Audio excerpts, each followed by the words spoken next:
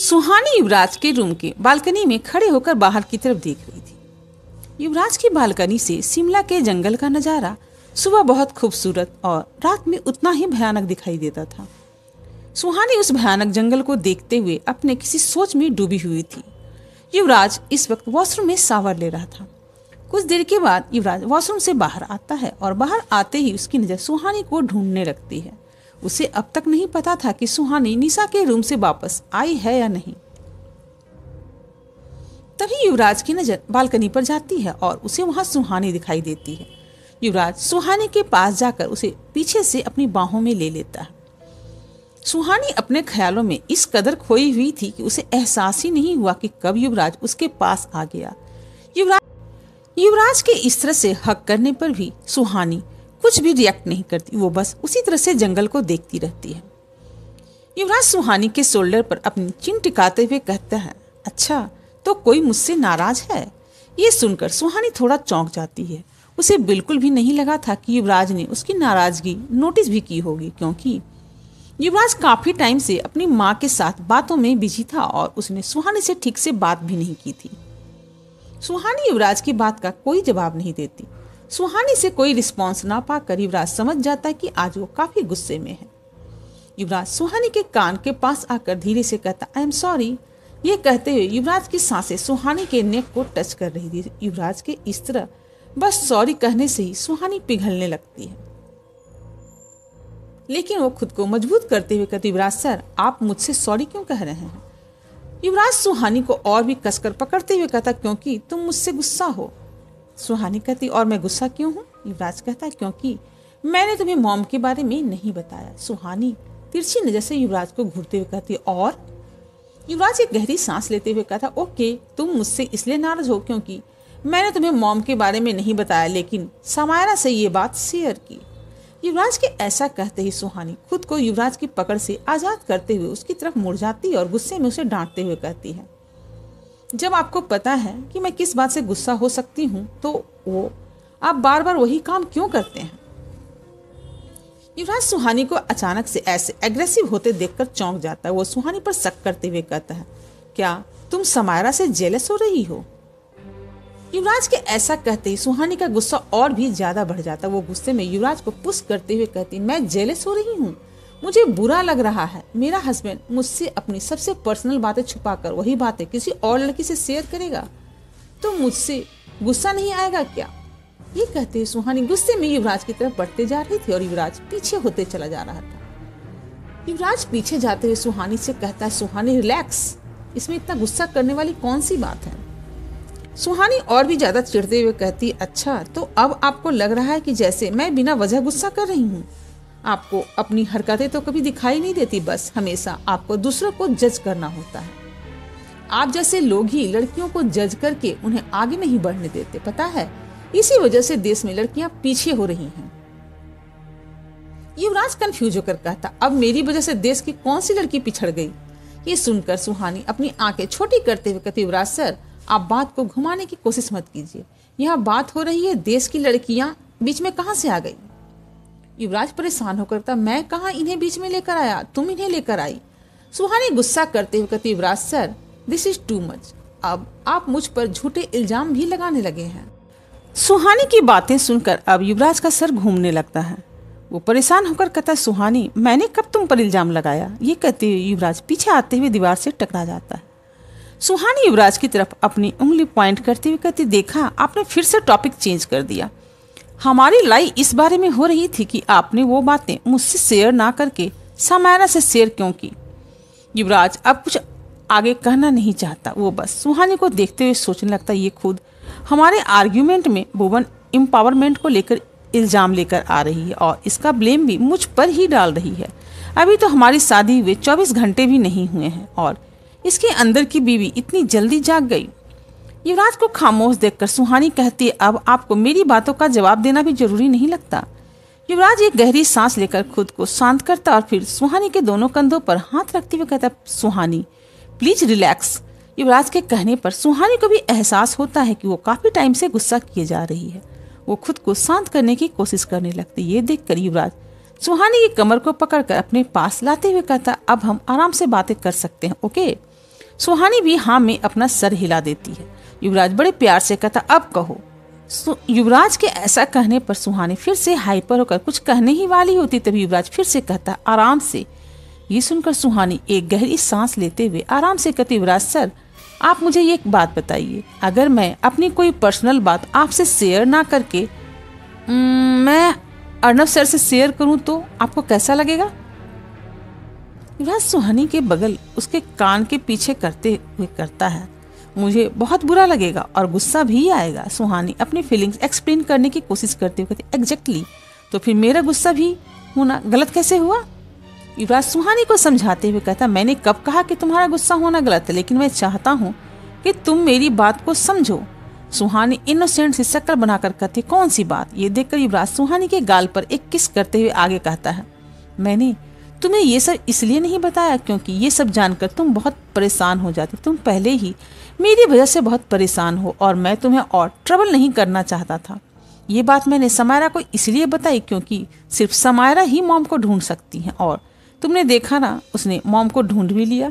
समझ आया मिसेस दीवान? ये कहते युवराज सुहानी की नाक खींच लेता है। सुहानी अपनी नाक सहलाते हुए आगे कहते, लेकिन युवराज सर, मुझे अच्छा नहीं लगता जब आप इस तरह से मुझसे बातें छुपाते हैं। ऐसा लगता है जैसे आप मुझे इस लायक ही नहीं समझते जिससे आप अपने दिल की बातें शेयर कर सकें।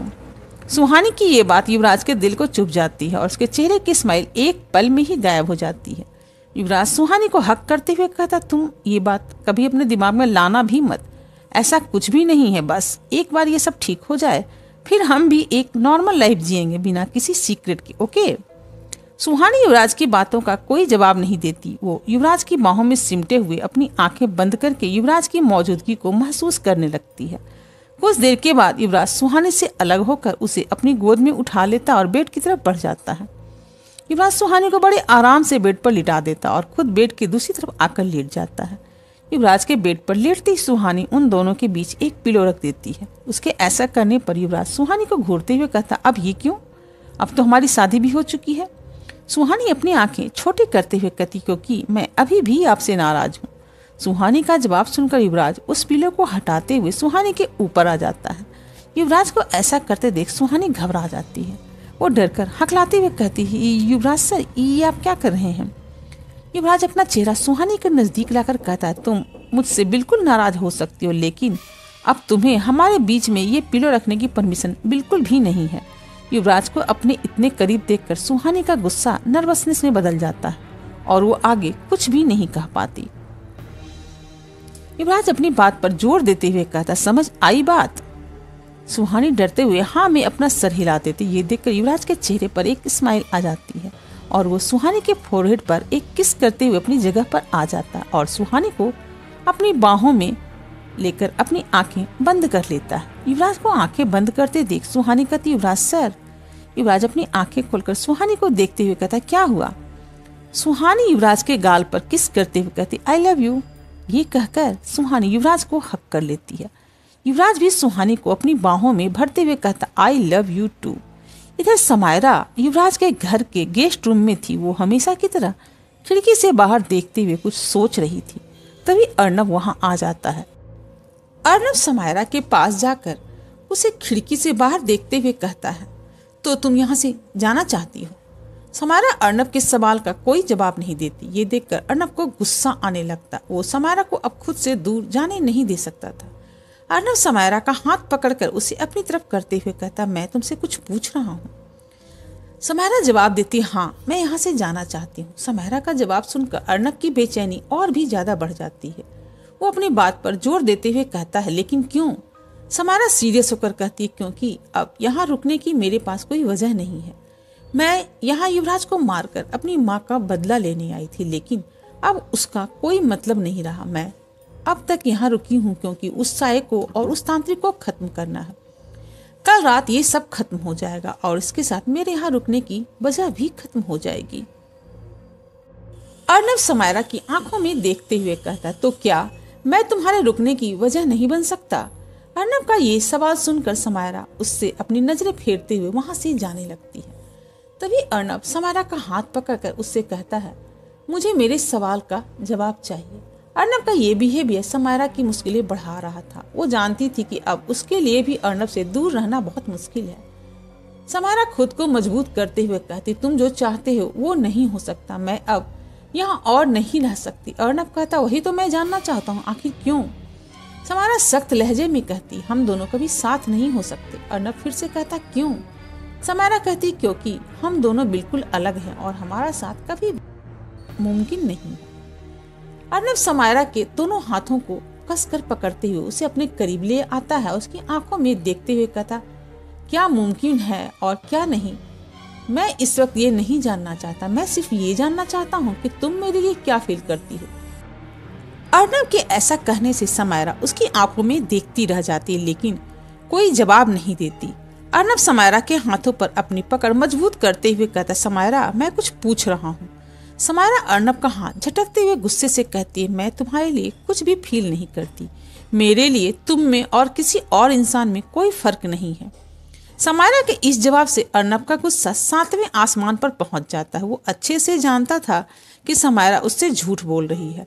अर्नब गुस्से में समायरा के एकदम नजदीक आकर उसे किस कर लेता है और अगले ही पल उससे अलग हो जाता है।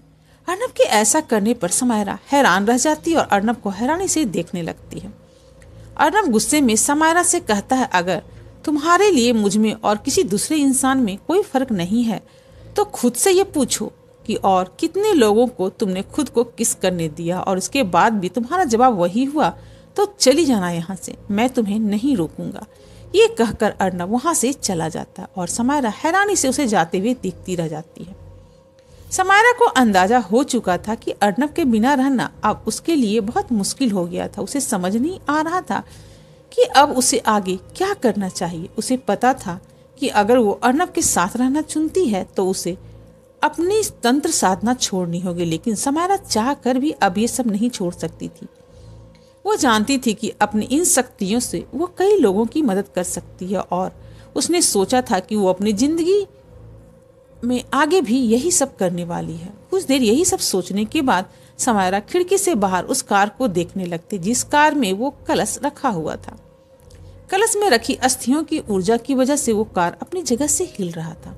समायरा ने अपनी शक्तियों से उन अस्थियों की ऊर्जा को काफी हद तक कंट्रोल किया हुआ था, लेकिन फिर भी वो कार काफी ज्यादा हिल रही थी। समायरा उस कार को देखते खुद से कहती है, मुझे ऐसा क्यों लग रहा है जैसे कुछ बहुत ज्यादा गलत होने वाला है। कुछ देर के बाद दीवान विला में सभी सो चुके होते हैं सिवाय समायरा के। समायरा अपने कमरे में जमीन पर बैठी अपनी साधना कर रही थी। उसका चेहरा बिल्कुल शांत था।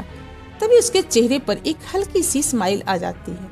उसे अपने ध्यान में उस बात का एहसास हो गया था जो दीवान विला के बाहर हो रहा था। वो साया पिछली बार की तरह उस अस्थियों को वापस ले जाने के लिए युवराज के घर आया था, लेकिन समायरा ने दीवान विला के चारों तरफ एक सुरक्षा कवच बना दिया था जिसे वो साया बहुत कोशिश करने पर भी पार नहीं कर पाता है और वो वापस चला जाता है।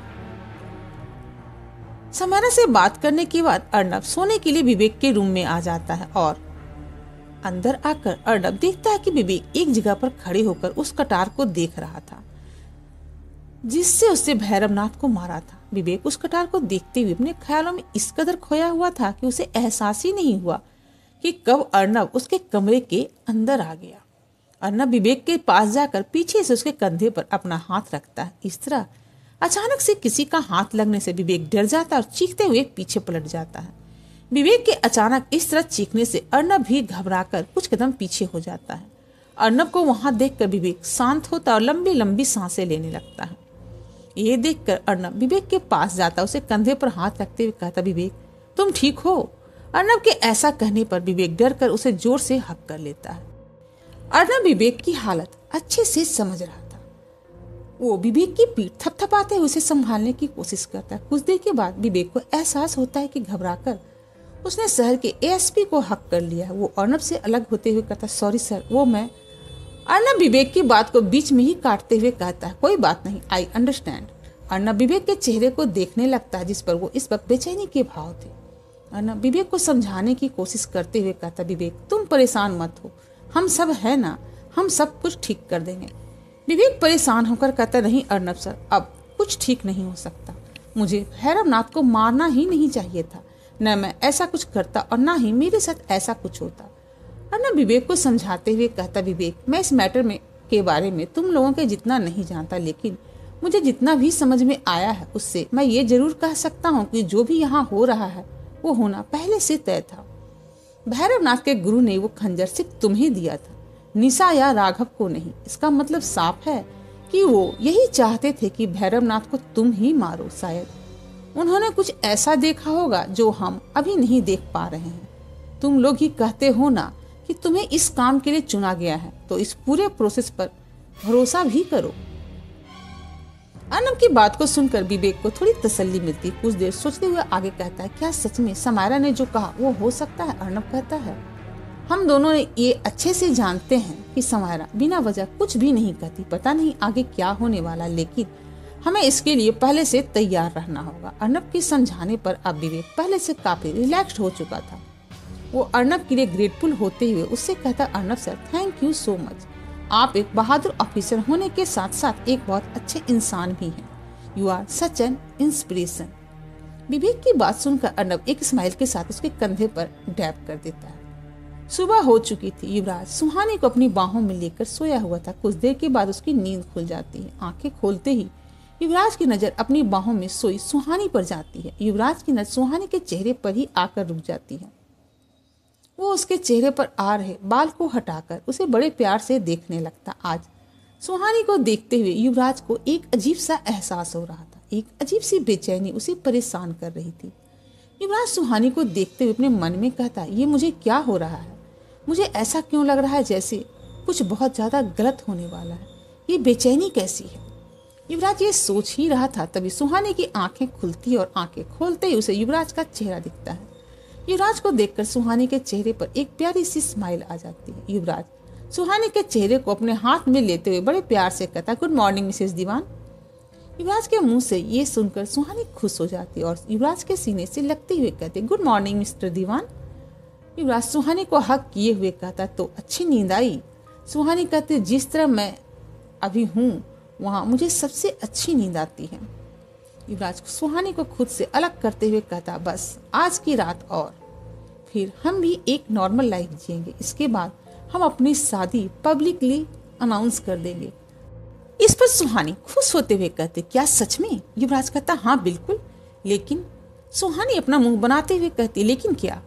युवराज सुहानी को याद दिलाते हुए कहता है, मैंने तुम्हें प्रपोज कर दिया ना। सुहानी कहती है, हाँ। युवराज आगे कहता, अब हमारी शादी भी हो गई। सुहानी हाँ में अपना सर हिलाते हुए कहती, हाँ। युवराज सुहानी के ऊपर आकर उसके चेहरे के बिल्कुल करीब जाते हुए कहता, लेकिन अब तक हमारी फर्स्ट किस भी नहीं हुई है, तो एक किस तो बनता है ना।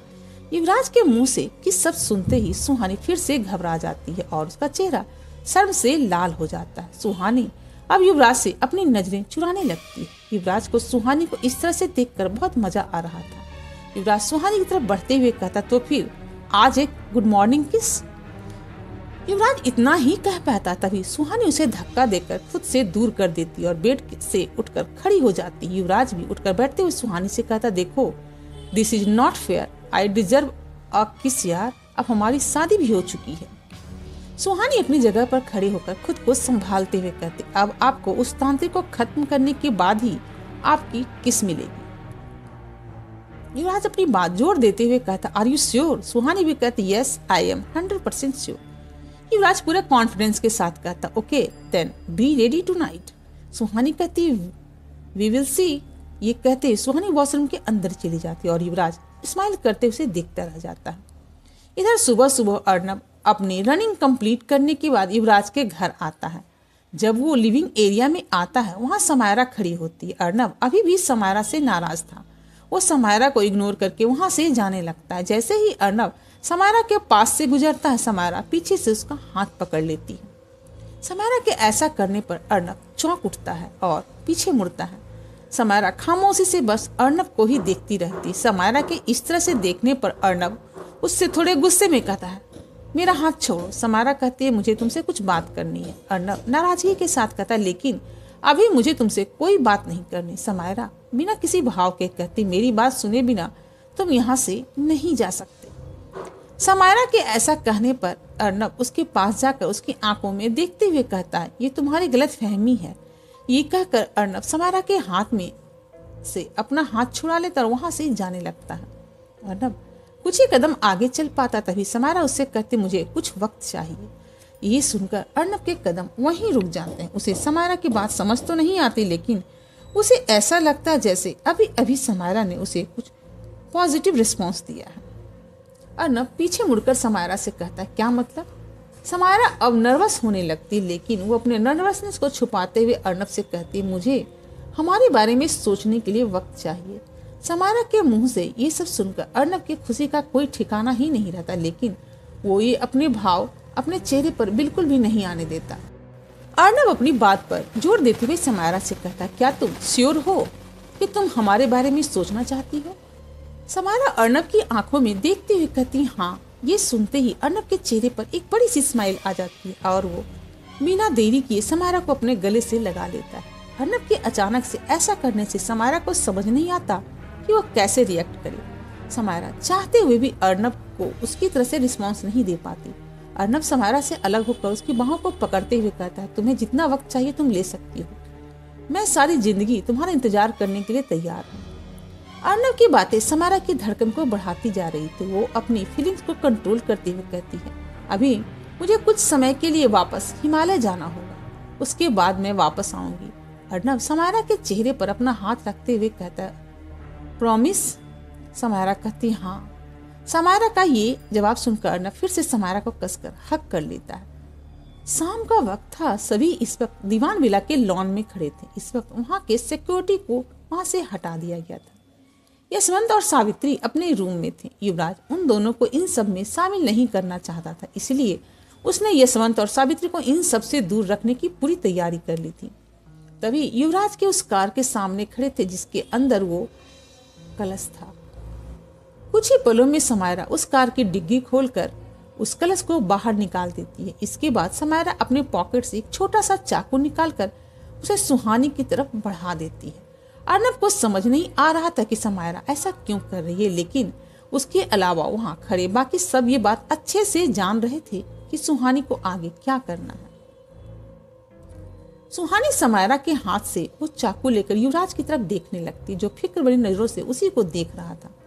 सुहानी वो चाकू अपने हाथ में लेती है, उससे अपनी दूसरी हथेली पर एक डीप कट बना देती है। ये करते हुए दर्द से सुहानी की आंखें बंद हो जाती है और अर्नब उसे हैरानी से देखने लगता, लेकिन कुछ भी कहता नहीं है। कुछ ही देर में सुहानी की हथेली खून से भीग जाती है।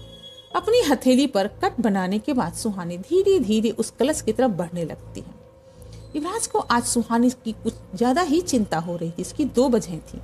पहला ये कि इस कलश की अस्थियां सबसे खतरनाक थी और दूसरी ये कि आज सुबह से ही उसे किसी अनहोनी का एहसास हो रहा था और यही हाल समायरा का भी था।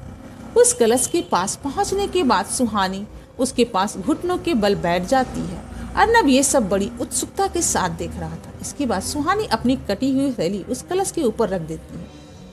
उस कलश पर हाथ रखने के बाद सुहानी एक लंबी गहरी सांस लेती है, जैसे ये उसकी जिंदगी की आखिरी सांस हो। ये देखकर वहां खड़े सभी लोग बेचैन हो जाते हैं और युवराज सुहानी की तरफ बढ़ने लगता है। इससे पहले कि युवराज सुहानी तक पहुंच पाता, समायरा उसका हाथ पकड़कर उसे आगे ना बढ़ने का इशारा करती है। ये देखकर ना चाहते हुए भी युवराज को अपनी जगह पर रुकना पड़ता है। उस कलश पर हाथ रखने के बाद सुहानी की आंखें बंद हो जाती है और उसे फिर से वही अजीब अजीब से सीन दिखाई देने लगते हैं, जो उसे बिल्कुल भी समझ नहीं आते हैं। सुहानी को ऐसा करने पर बहुत ज्यादा दर्द हो रहा था, क्योंकि कलश के अंदर की अस्थियां फिर से उसका खून खींच रही थी। सुहानी उस दर्द को सहते हुए उन विजुअल्स पर फोकस करने लगती है। कुछ देर तक फोकस करने के बाद सुहानी की हालत और भी ज्यादा खराब हो जाती है। ये देखकर युवराज सुहानी का हाथ उस कलश से हटा देता है और इस बार समायरा भी उसे नहीं रोकती।